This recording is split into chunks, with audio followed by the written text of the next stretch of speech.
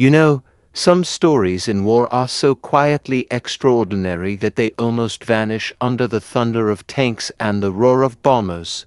Yet if you pull one thread from history, just one, you sometimes find that everything that followed depended on it. Imagine this: the fate of Britain, perhaps even of Europe itself, resting not in Churchill's speeches or Spitfire dogfights, but in the minds of three young Polish mathematicians sitting in a cramped room in Warsaw, armed with nothing more than pencils, paper, and an impossible German machine. They weren't soldiers, they weren't spies, but in a way, they fought one of the earliest and most decisive battles of the Second World War before the first shot was fired, and before we dive deep into their remarkable journey. Do me a quick favor if you love these kinds of hidden World War II stories, the ones that don't just talk about battles, but the brains and bravery behind them. Hit that subscribe button right now, like the video, share it with your friends who love history, and let's keep these forgotten heroes alive with every view. Alright, let's get started. I first heard of the Polish codebreakers not from a book or documentary, but from an old RAF officer I met decades ago. We were sitting in a tiny pub just outside Cambridge, and he leaned in over his pint and said, "You know, son, we didn't crack Enigma first. The Poles did." I thought he was joking. Everyone knew Bletchley Park, the brilliant Brits, Alan Turing, the bomb, all of it. But he shook his head, eyes a little sad, and said, "They handed us the key before the war even began. We just built on what they gave us." That sentence stayed with me for years, and as I dug deeper, I realized he was right. The story of Enigma didn't start in Britain at all. It began in Poland, and the quiet tension between two wars. Let's set the stage. It's the late 1920s. Europe is uneasy, still nursing the wounds of the Great War. Germany, humiliated by Versailles, is rearming in secret. And across the border, in Poland, a nation reborn only a decade earlier, after more than a century of partition, there's a sense of fragile pride mixed with fear. The Poles know that if Germany ever rises again, they'll be the first to feel the storm. So Poland's intelligence service, the through the cipher bureau, begins quietly watching everything the Germans send over the airwaves. Thousands of radio intercepts, coded messages, streams of gibberish that no one can make sense of. Until one day, in 1928, they catch something new. The structure is odd, too uniform to be manual. It's as if a machine wrote it. And indeed, it did. That machine was called the Enigma. Now, the Germans had designed Enigma in the early 1920s originally as a commercial encryption device. Imagine a typewriter with wires and rotors instead of ink and paper. You press a key, say A, and out lights another letter, maybe M. But the next time you press A, it lights something else, T then Z. It seemed random, but it wasn't. Inside were 3 rotating wheels, each with 26 electrical contacts that stepped forward like a car's odometer with every key press, changing the substitution pattern every single time. Add to that a plug board on the front where pairs of letters could be swapped, and suddenly you had an astronomical number of possible settings, more than 150 quintillion. To anyone intercepting those messages, it was gibberish, and the Germans knew it. But Poland wasn't Germany. It was smaller, poorer, yet far more alert to danger. Their cipher bureau realized that if they could understand this machine, they could see what the German military was planning before it happened. So they did something brilliant and very Polish. They brought in mathematicians, not linguists, not traditional cryptographers, but people who thought in logic, in patterns, in pure structure. The bureau partnered with the University of Poznan, and in 1929 they secretly recruited some of its best young math students to attend a cryptology course. Among them were 3 men who would change history: Marian Rejewski, Jerzy Różycki, and Henryk Zygalski. They were all in their early 20s, quiet but curious. Rejewski especially stood out. He was methodical, almost painfully precise, with a mind that loved both algebra and puzzles. Różycki had a spark, a playful energy that often found shortcuts where others saw walls. Zygalski, the third, had a calm steadiness, the sort of man who could spend days staring at a problem without losing patience. None of them could have imagined that within a few years they'd be facing one of the most complex cryptographic challenges in history. But by 1932, when Germany switched all its military communications to a modified version of Enigma, that's exactly what they were up against. Now, picture their situation. They had no access to a working Enigma machine. The Germans guarded it like treasure. All the Poles had were intercepted messages and a vague understanding of how Enigma was supposed to work from a few commercial brochures. It was like trying to reconstruct an entire airplane from a few scattered photos of its wings. Yet Rejewski sat down, spread the intercepts before him, and began to look for patterns not in the letters themselves, but in the structure. He noticed that the Germans followed a procedure to send the daily settings. Each message began with an indicator, 3 letters typed twice, like ABL. That tiny habit, that bit of human convenience, was their undoing. Rejewski realized that because the message key was encrypted twice with the same machine settings, he could analyze how the letters mapped onto each other and derive relationships between the Enigma's internal wirings. He wasn't guessing letters. He was solving equations. Using group theory, an area of higher mathematics most cryptographers of the time wouldn't touch. He turned the problem of Enigma into one of pure algebra. But math alone couldn't do it. He needed details about how those rotors were wired. That's when the French came in. Across Europe, French intelligence had managed to recruit a spy inside the German encryption office, a man known only as Hans Thilo Schmidt. He was bitter, broke, and careless, but he had access to Enigma manuals and key tables. The French didn't fully grasp their value, but they passed copies to the Poles. When those documents landed on Rejewski's desk in Warsaw in December 1932, he suddenly had the missing piece. Within weeks, he built a complete mathematical model of the Enigma machine without ever having touched one dot. By the end of 1932, he had reconstructed the entire internal wiring of the Enigma rotors using pure deduction. Think about that for a second. He didn't steal a machine. He didn't capture one. He calculated it. And in doing so, Poland became the first nation on Earth to crack Enigma. Once they had the wiring, the real work began. Every day the Germans changed the rotor order and ring settings, creating over 100,000 possible combinations. To keep up, Rejewski designed a mechanical aider set of 6 interconnected Enigma replicas wired together called the Bomba Cryptologiczna, the cryptologic bomb. It was built around 1938, a year before Turing's famous British bomb. Each bomber could test thousands of rotor positions automatically, reducing what would have taken weeks of manual work into hours. And when Zygalski later invented his perforated sheets, translucent paper grids used to eliminate impossible rotor settings, the Poles had a complete system for daily decryption. I sometimes imagine those nights in Warsaw, the ticking of clocks, the smell of coffee, the air thick with cigarette smoke, and 3 young men leaning over cipher sheets while the radio intercepts crackled in the next room. Outside, Europe slept, unaware that the future of intelligence warfare was being born on those desks. By 1938 they were reading thousands of German military messages. They knew troop movements, supply routes, even test flights of the Luftwaffe. They could see the storm forming, but time was running out. The Germans weren't stupid.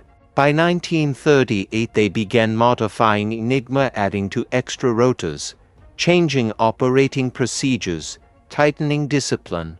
Suddenly, the Polish system that had worked so elegantly began to falter. The Cipher Bureau realized they couldn't keep up alone. And so, in July 1939, with war looming and invasion inevitable, they made one of the most selfless decisions in the history of intelligence. They invited the British and French to Warsaw and handed them everything: the machines, the wiring, the methods, the math. Imagine that meeting. In a small villa, in the Warsaw suburb of Pyry, representatives from Britain's government code and cipher school and France's WWII bureau sat across from the Poles, who opened crates containing complete Enigma replicas built in Warsaw. The British were stunned. Until that moment, they thought Enigma was unbreakable. And here were these Poles, calmly explaining that they'd been reading German traffic for years. When war broke out 6 weeks later, the Cipher Bureau was evacuated. Many of the codebreakers escaped through Romania to France, then to Britain, carrying what knowledge they could. Rejewski and Zygalski would continue their work in exile, quietly feeding information that would later empower Bletchley Park. Yet, as history tends to do, the credit drifted. The narrative of Enigma became British, centered on Bletchley, on Turing, on the bomb. And though those contributions were extraordinary, without doubt they were built upon the foundation laid in that cramped Warsaw office. You know, it's strange how war remembers its heroes. Some wear medals, others fade into footnotes. The Polish codebreakers saved and told lives by making victory in the Battle of the Atlantic possible, because without their early breakthroughs, the British never would have had a starting point. The U-boats might have strangled Britain's supply lines, and D-Day might never have happened. All that from 3 mathematicians with pencil and paper. All right, if you've stuck with me this far, take a second, subscribe if you haven't already. Drop a comment telling me what you think of these unsung geniuses, and share this story with someone who loves history but might not know this part of it. Because honestly, it's stories like these that remind us how courage isn't just on the battlefield, it's also in the mind. Now, let's carry on. Because what happened next after the invasion, after exile, after the world fell apart was just as remarkable. When the Germans finally crossed Poland's border on that cold morning of September 1st, 1939, everything the codebreakers feared had come true. The air raid sirens howled over Warsaw, and the radio stations that once carried coded intercepts now crackled with news of bombings. The Cipher Bureau's operators stood on the roof of their building watching black dots move across the sky, Luftwaffe bombers heading toward the capital. Inside, Marian Rejewski quietly folded his papers, looked at his colleagues, and said something like, "It's begun." They had no time to waste. Within hours, they started destroying files, burning ciphers, smashing spare parts, dismantling the machines. Every trace of the Enigma work had to vanish before the Germans reached them. Yet they didn't just destroy everything. They carried with them what truly mattered: the knowledge, the mental blueprint, the ability to rebuild. A few days later, under cover of chaos, a convoy of Polish intelligence officers and Cipher Bureau personnel slipped south toward the Romanian border. Trucks filled with crates, some labeled as diplomatic materials, some carrying nothing but blank paper to disguise their true cargo. They moved at night, past refugee columns and burned-out villages, dodging German patrols and bombers. It was a desperate journey, but they made it. They crossed into Romania, then made their way through Yugoslavia and Italy to France, where the Polish government in exile was gathering. Now, the French intelligence service, the same WWII bureau that had helped pass German documents to Poland before the war, set up a secret center near Paris called PC Bruno. It was hidden in the Château de Vignoles, about 30 miles outside the city. That's where Rejewski, Zygalski, and Różycki resumed their work. It was a strange kind of exile. They were safe technically, but their homeland was gone. They could hear the news: Warsaw under siege, Polish armies retreating, civilians fleeing east only to be met by Soviet troops advancing from the other side. It must have been unbearable. Yet these men, surrounded by loss, sat down again with pencils and paper and began decoding German messages as if nothing had changed. They were reading Luftwaffe traffic, Wehrmacht orders, naval codes, still using the mathematical methods they'd invented in Warsaw. France was still in the so-called phony war, months of uneasy quiet after Poland fell but before the Germans struck west. The French officers at PC Bruno were astonished. They'd assumed it would take months to get results. But the Poles, with their calm discipline, were already pulling out German intelligence within weeks. Meanwhile, across the Channel, in Britain, a strange mansion was filling with minds. Bletchley Park, an old estate north of London, had been taken over by the government code and cipher school. It was an odd collection of mathematicians, linguists, chess players, engineers, and crossword fanatics.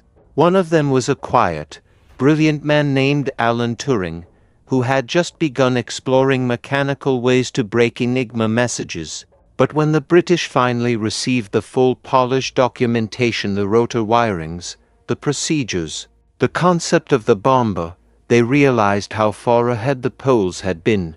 You see, the bomb that Turing and Gordon Welchman would later design was inspired directly by Rejewski's earlier bomber.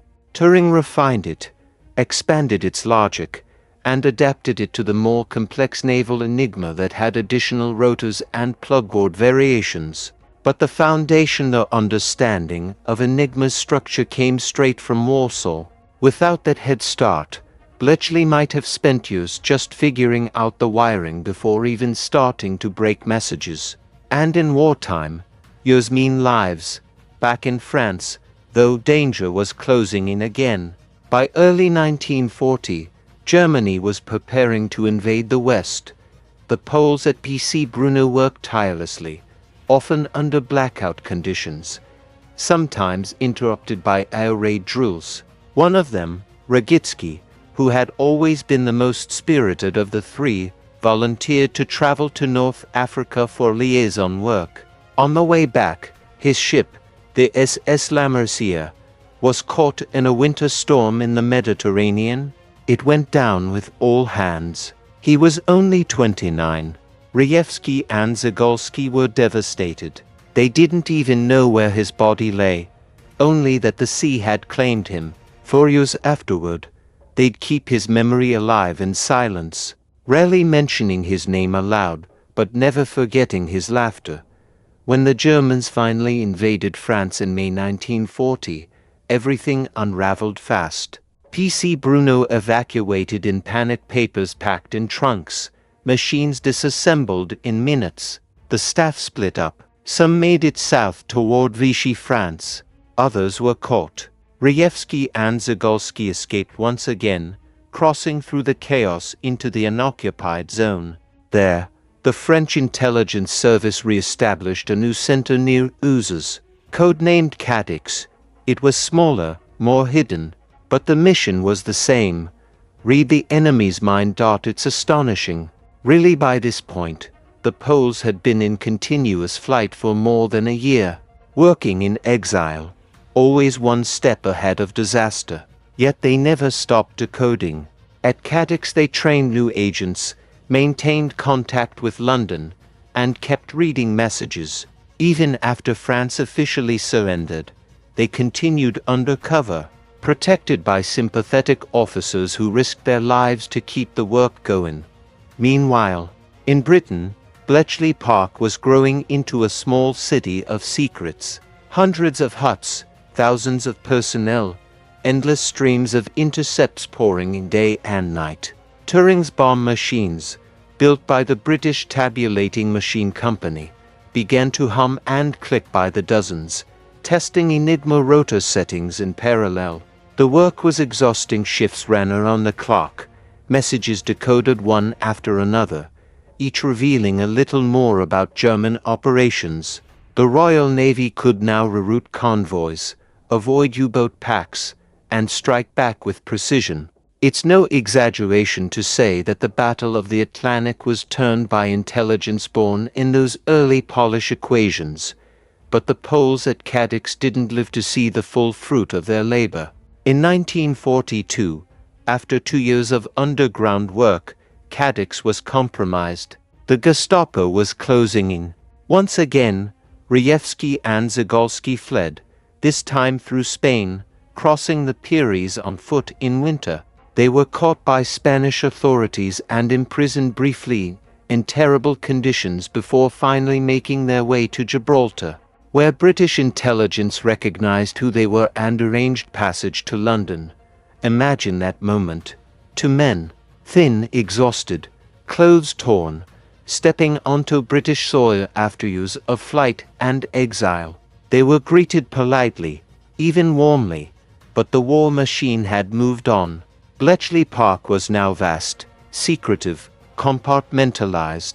Rejewski and Zygalski were given minor roles in decoding low-level German traffic, but they were never reintegrated into the main Enigma section. Whether for security reasons or bureaucratic blindness, they were quietly sidelined.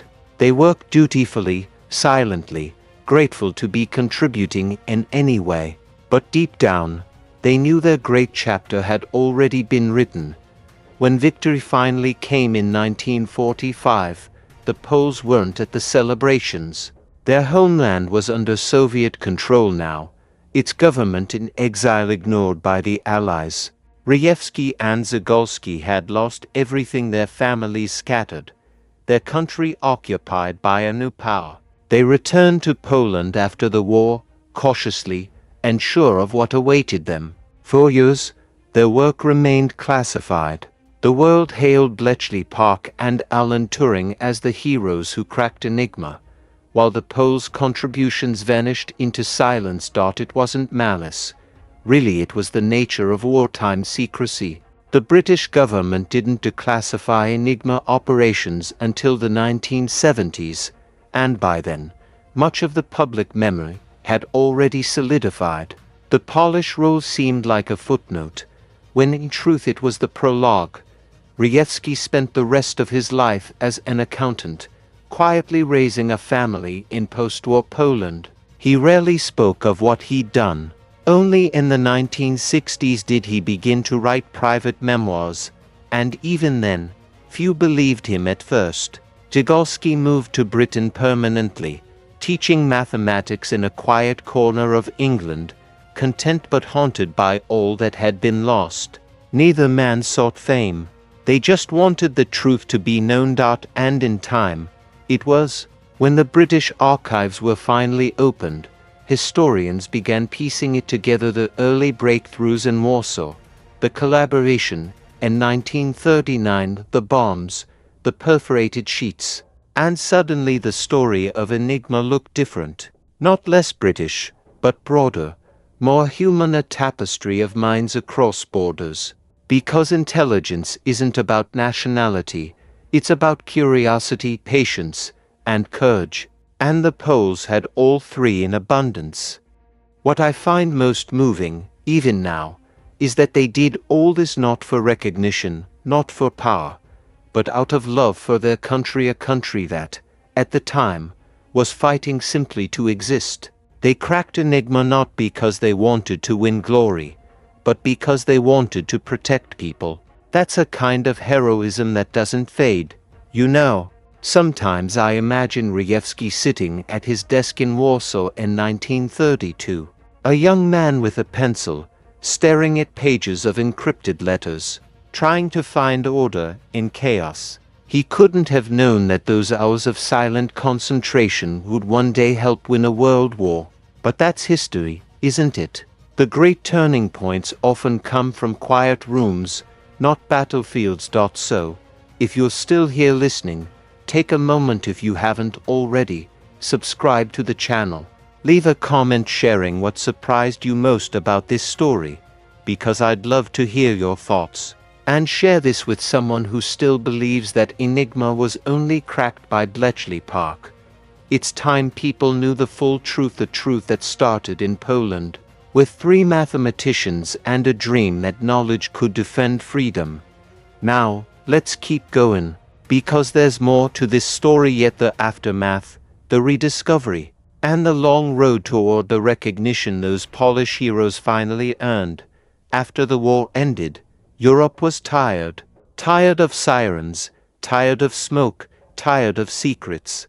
The guns were silent, but the silence itself was strange, heavy, like the pause after a storm when you're not sure if it's really over. Millions were displaced, cities flattened, borders redrawn, and amid all that chaos, the story of 3 men who'd quietly changed the course of the war was simply lost. Poland, the country they'd fought to protect, had fallen under Soviet influence. The new communist government viewed anyone who'd worked with the West during the war with suspicion. Returning home wasn't triumphant for men like Marian Rejewski. It was cautious, subdued. The cipher bureau's wartime work was top secret, still classified under both British and Soviet systems. So, the few who returned did so quietly, blending into ordinary life. Rejewski came back first. In 1946, he'd spent months in transit camps, trying to find a way home. When he finally reached Bydgoszcz, the city where he'd been born, he was thinner, older, and weary. His old friends were scattered, his colleagues gone. He found work as an accountant, a far cry from decoding the most complex cipher machine of his age. But what choice did he have? Poland was rebuilding, and the new regime wasn't exactly friendly to those who'd worked with British intelligence. For years he said nothing about Enigma, not even to his wife. She only knew he'd worked with codes. That was all. Henryk Zygalski, meanwhile, chose a different path. He stayed in Britain. Poland was too dangerous for someone with his past. He settled in Lis, a small town in Hampshire, and became a mathematics teacher. Imagine that, one of the men who helped crack the German Enigma machine quietly teaching high school algebra to English children who had no idea who he was. He never sought recognition. When colleagues asked about his past, he would smile and deflect. "Oh, I just did some work during the war," he'd say. That was it. For decades, that's how it stayed. The official British version of the Enigma story began emerging in the 1950s, and when it did, it naturally centered on Bletchley Park. It made sense. After all, Britain had fought on the Western Front, had borne the Blitz, had guarded this immense secret for years. When the story first broke publicly, newspaper articles hinting at a mysterious mansion where codebreakers shortened the war by years, no one mentioned Poland. Not because anyone was trying to erase them, but because their role was still buried under classified files. The Cold War had begun, and alliances had shifted. Britain needed good relations with the new Polish government under Soviet control, and revisiting those pre-war intelligence ties would have been awkward. So, the world came to believe a simplified version, that the British, led by Turing, broke Enigma from scratch. That was neat, heroic, inspiring, and incomplete. It wasn't until the late 1960s that cracks began to appear in that official story. A handful of historians and cryptographers started digging into the early history of the Enigma machine. They found inconsistencies, mentions of Polish collaboration, notes from French archives, odd references to pre-war meetings in Warsaw. One of them, a British historian named Władysław Kozaczek, was among the first to put the pieces together. He tracked down Rejewski in Poland and persuaded him to talk. Reluctantly, Rejewski began writing his memoirs, first for Polish military journals, then in private notes. The story that emerged stunned everyone who read it. Here was proof that, long before Alan Turing even arrived at Bletchley Park, The Poles had already solved the fundamental mystery of Enigma's wiring. They had built working replicas, read real messages, and even designed electromechanical aids to speed up decryption. When that information finally reached the West in the 1970s, it rewrote the timeline of cryptologic history. But it was slow going. Remember, these were still Cold War years. Poland was behind the Iron Curtain, and the government there wasn't keen on celebrating achievements linked to Western allies.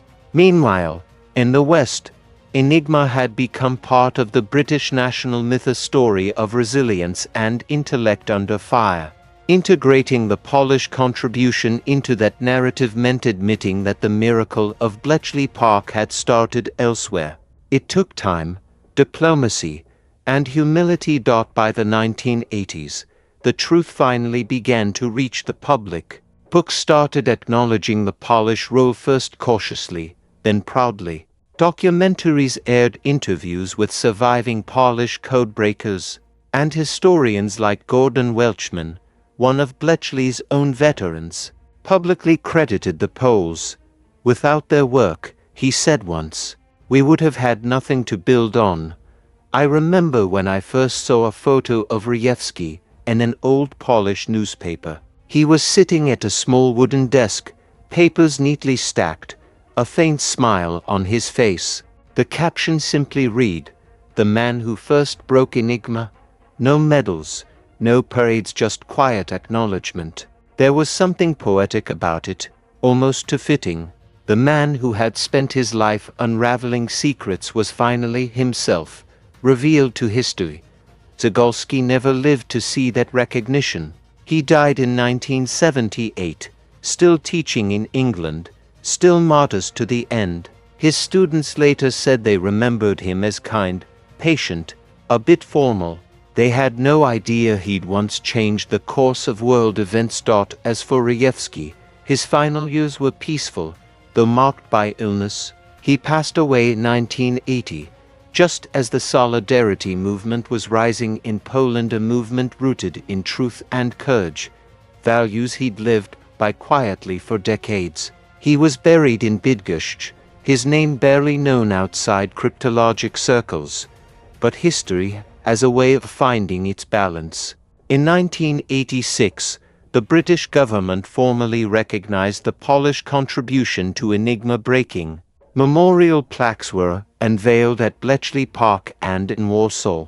Later, in 2000, a statue was erected in Poznań to honor Rejewski, Zygalski, and Różycki, the three mathematicians who cracked Enigma before Britain. It stands near the university where they first studied, their bronze figures bent over a cipher sheet, the frozen concentration of their work captured forever in metal. Every year now, people lay flowers there, and sometimes, if you listen closely, you'll hear Polish school children whispering the names as they pass. Rejewski, Różycki, Zygalski, three men who saw patterns where others saw chaos. You know, I often think about the nature of recognition. During the war, Bletchley Park staff swore to secrecy for life. For decades, they never spoke a word about what they'd done. And yet, when the story finally came out, the British codebreakers were celebrated, rightly so. Statues, books, films, even Alan Turing himself, who was once persecuted, became an icon of genius and courage. And yet, somewhere in the shadows of that story, those three Poles remain the quiet prologue to the legend. There's a lesson in that, isn't there? That sometimes you can change the world and never get the credit. But it doesn't make the work less valuable. It doesn't make the truth less real. History eventually catches up. And you know what's fascinating? The principles Rejewski used, his mathematical models, his approach to logical deduction, are still relevant today. Modern cybersecurity, the algorithms that protect your phone, your bank, your email, they all owe something to that lineage of thought. Cryptography today is digital, yes, but the heart of it, the mathematical rigor, the obsession with patterns, that's pure Rejewski. If you were to trace the genealogy of modern codebreaking, you'd find the roots running through that little office in Warsaw. From there to Bletchley, to the NSA, to Silicon Valley, it's all part of the same tree. The language may have changed from letters and rotors to bits and bytes, but the soul of it, the quiet human battle against complexity, remains the same. And when I tell this story to younger people, to students or history buffs, they're always surprised that Poland was the spark. It changes how they see the war. They realize that genius isn't confined by geography or resources. Sometimes it's just a handful of determined people, working in obscurity, who tilt the balance of history. All right, before we continue, if you've been enjoying this journey through time, if you love rediscovering the hidden corners of history and the human stories behind them, make sure you're subscribed. Hit that like button, share this with your friends who think they've heard the full Enigma story, and drop a comment telling me where you're watching from. It always amazes me how many of you out there love history as much as I do. Now, let's move forward, because the story doesn't end with recognition. It keeps echoing in every cryptographic breakthrough since, in every quiet mathematician staring at impossible numbers, wondering if there's a way. And maybe, just maybe, that's the real legacy of those polished codebreakers, not just the messages they unlocked, but the idea that with enough patience, any code, any mystery, can be solved.